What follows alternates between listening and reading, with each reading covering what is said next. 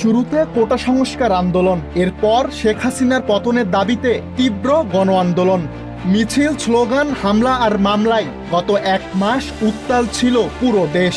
যার প্রেক্ষিতে ৫ আগস্ট পদত্যাগ করে দেশ ছাড়েন সাবেক প্রধানমন্ত্রী শেখ হাসিনা।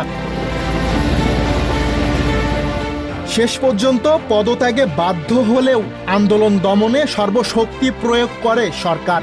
দেশ জুড়ে দীর্ঘ হয় লাশের সারি, যার সঠিক সংখ্যা নিয়েও চলে লুকোচুরি। তবে এবার নিহতের সংখ্যা প্রকাশ করেছে জাতিসংঘের মানবাধিকার কমিশন। শুক্রবার জেনেভা থেকে প্রকাশিত প্রতিবেদনে মোট ৬৫০ জনের মৃত্যুর তথ্য উঠে এসেছে। প্রতিবেদনে বলা হয় ১৬ জুলাই থেকে ৪ আগস্ট পর্যন্ত দেশ জুড়ে সহিংসতায় মারা গেছেন অন্তত ৪০০ জন, আর ৫ ও ৬ আগস্ট কেবল দুদিনেই মারা গেছেন ২৫০ জন। নিহতদের মধ্যে রয়েছেন বিক্ষোভকারী, পথচারী, সাংবাদিক এবং নিরাপত্তা বাহিনীর সদস্যরাও।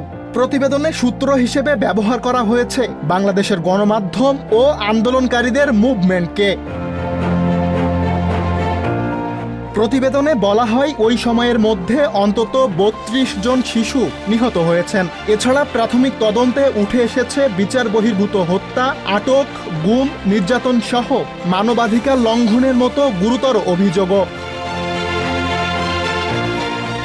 বাংলাদেশের বর্তমান পরিস্থিতিতে শান্তিপূর্ণ পরিবেশ ফিরিয়ে আনতে ২১টি পরামর্শ দিয়েছে জাতিসংঘের মানবাধিকার কমিশন। পাশাপাশি আন্তর্জাতিক সম্প্রদায়ের কাছেও এসব সুপারিশ করা হবে বলে জানায় সংস্থাটি। সুলাইমান কবির, চ্যানেল এস, ঢাকা।